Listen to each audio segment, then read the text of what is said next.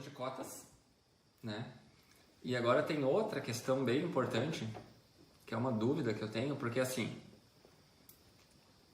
tu é de família rica de Novo Hamburgo? Não, eu sempre digo assim, eu sou de uma família humilde, pobre, mas não pobre, de Não maré, passou maré, necessidade. maré. Não, eu nunca passei fome na minha vida. Eu já passei vontade de comer. Isso é diferente. Sim, querer alguma coisa e não Vontade ter. de comer, assim, eu querer um sorvete que bom e não ter o que bom. Sim. É, querer uma bolacha recheada e não ter a bolacha recheada, mas isso não é passar fome, né? Por que eu te perguntei isso? Porque tem um estereótipo aí que eu sempre repudiei, digamos assim, nunca concordei, mas segundo esse estereótipo, tu deveria estar trabalhando hoje num chão de fábrica, ou limpando uma casa, ou sendo dependente de um Bolsa Família ou algum auxílio assim, né? Porque tu é mulher, tu não é de origem rica, tu é Não. negra, então como é que a Tânia contrariou esse estereótipo aí? Que eu, sinceramente, como eu falei, eu nem acredito, mas tem pessoas Tem, infelizmente tem. Eu vejo assim, eu tive pais que já faleceram, mas maravilhosos. Eles sempre nos colocaram que nós teríamos que estudar, tá? Então, tipo, os meus irmãos, todos eles na época tinham que fazer Senai. Que fazer Senai significava ter uma profissão, né? E nós tínhamos que estudar. Eu acho que essa base é muito importante, né? E uma coisa que vem também de berço, né? É aquilo de tu lutar muito para conseguir as coisas. Meus pais lutaram muito para ter as coisas e nos ensinaram a isso. Então, eu não sei aonde foi, sinceramente eu não sei quando que começou essa situação de nós sermos tão dependentes do governo, né? Porque eu acho que tu nem era nascido. Eu lembro que os meus pais, nós tínhamos INAMPs. Todos teriam que trabalhar ou ter uma carteirinha do Fundo Rural para ter um atendimento em saúde, né? Os medicamentos eram comprados, né? Eu lembro que meu pai tinha continha na venda que tinha que pagar, né? Então, caderninho, famoso caderninho. Isto. Então eu não sei quando que começou essa situação, porque eu acredito, gente, não é que eu sou contra, eu acredito que deve ter uma ajuda, sim, do governo, mas para ajudar a pessoa a pescar. Não é possível sempre nós continuarmos com a vulnerabilidade. Nós temos que ir lá ajudar a família, mas ajudar a sair dessa vulnerabilidade para essa família poder ajudar outros. Sim, a pessoa não tem que ser uma roda, entendeu? Ela não pode ser dependente do assistencialismo, né? Justo. O governo precisa assistir. Eu, Tânia, sabe que às vezes me perguntam, porque eu tenho um posicionamento político, eu não sou político, não sou muito envolvido com política, mas eu me identifico com a direita, né? Liberalismo, enfim.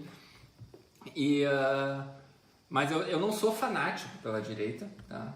Porque assim, eu já conversei várias vezes com pessoas sobre isso, porque desde que eu comecei a trabalhar, que eu comecei a produzir alguma coisa, quando eu tinha 14 anos de idade, isso foi no governo do Fernando Henrique, então eu passei pelos dois governos do Fernando Henrique, pelos dois do Lula, pelo um governo e meio da Dilma, depois um pouquinho do Temer, agora o Bolsonaro, e desde então, assim, o meu sucesso ou fracasso, a minha ascensão ou decadência na minha carreira sempre dependeu de mim.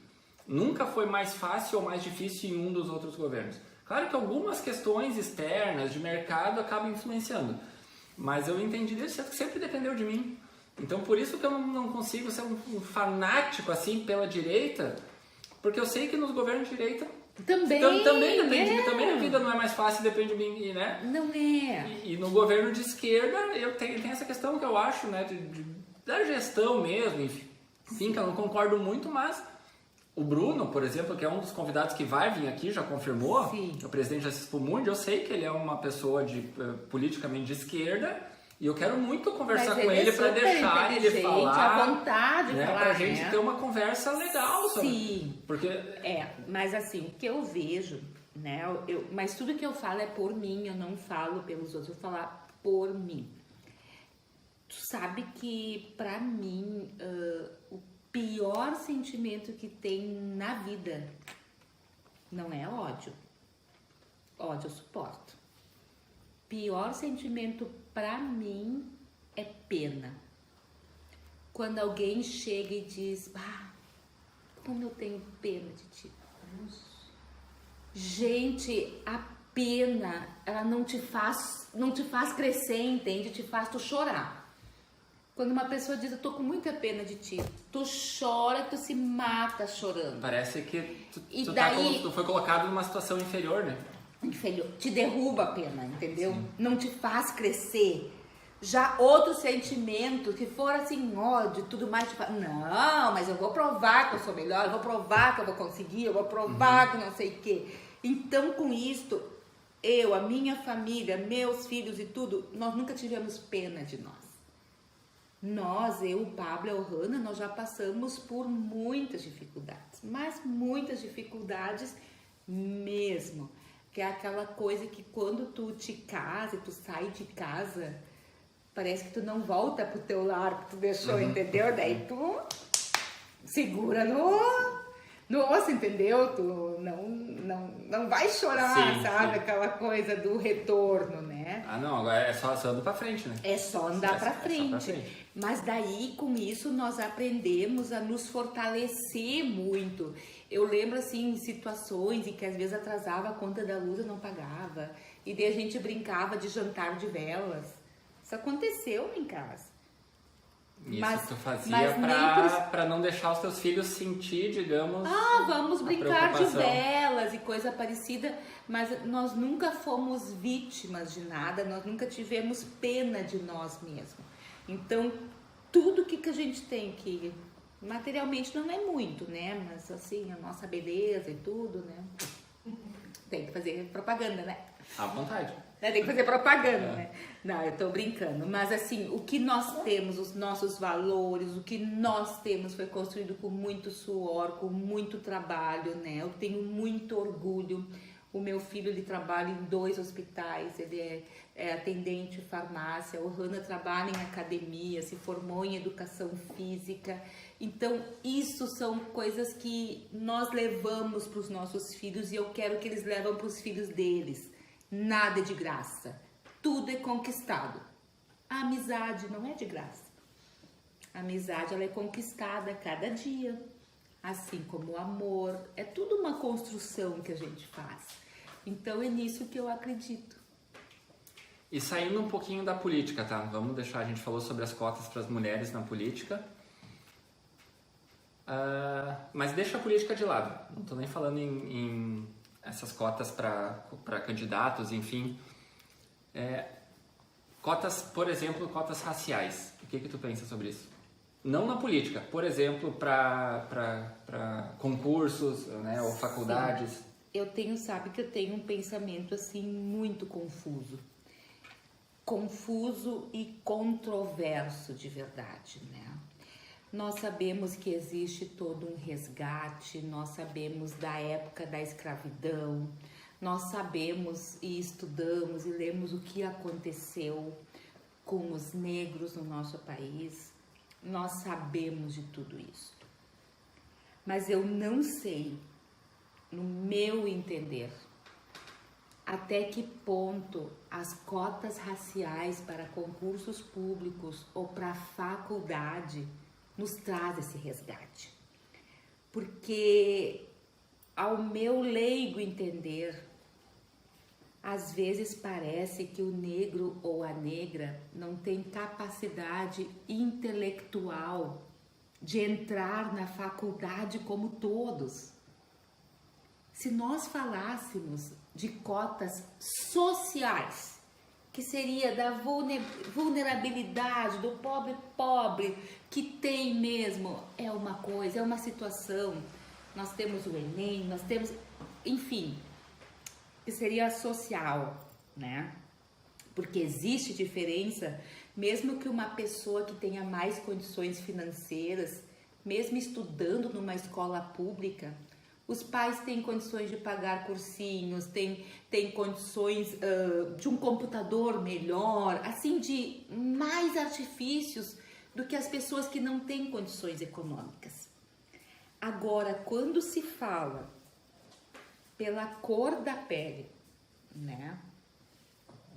Ou quem demonstra que tem na sua família negros e negras, eu fico desconfortável, porque parece que tu não entras de fato pela tua inteligência, pelo teu estudo, pelo teu esforço e tudo mais, e tu senta ao lado de quem entrou com teu esforço e com teu estudo.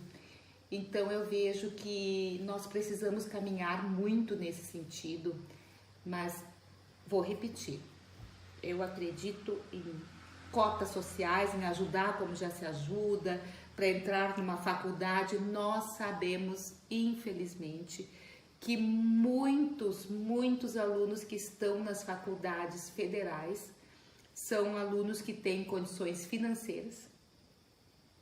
Eu não estou falando de branco e nem de negro. Sim, pessoas. Estou falando de pessoas que têm condições financeiras.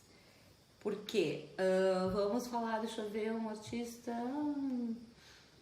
Ludmilla, Tiaguinho, que tenha filhos negros, merecem cotas raciais? O Lázaro Ramos e a Thaís... Isso. Thaís Araújo. Merecem não, mas precisam dessas cotas raciais? Eu citei como exemplo porque eu adoro eles. Eu também, sim, eles. mas que tem uma condição financeira melhor e tudo Sim, mais. sim. Eles precisam de uma cota racial? É, economicamente, financeiramente? Não, sem dúvida, não. Eu até quero pedir agora pro Everson, nosso editor, corta pra mim aqui, Everson, porque eu quero aplaudir a resposta da Tânia, ao mesmo tempo que dizer que tu me decepcionou um pouco. Porque tu pensa exatamente igual eu. A tua resposta seria minha, eu penso exatamente igual tu. E eu não é que eu preciso, mas eu quero que alguém me dê alguma outra explicação, não digo pra me convencer sobre as cotas, talvez eu não mude de ideia. Mas eu fico, que nem tu falou antes no começo, tu começou a tua resposta dizendo que tu é meio confusa em relação a isso. Controversa. Porque eu também fico pensando assim, eu penso exatamente igual tu, só que daí a pessoa vai me dizer assim, claro, tu é branco, tu não passou, quer passar. Então aí eu penso assim, talvez essa pessoa tenha razão, talvez eu não tenha condições de formar a opinião, né?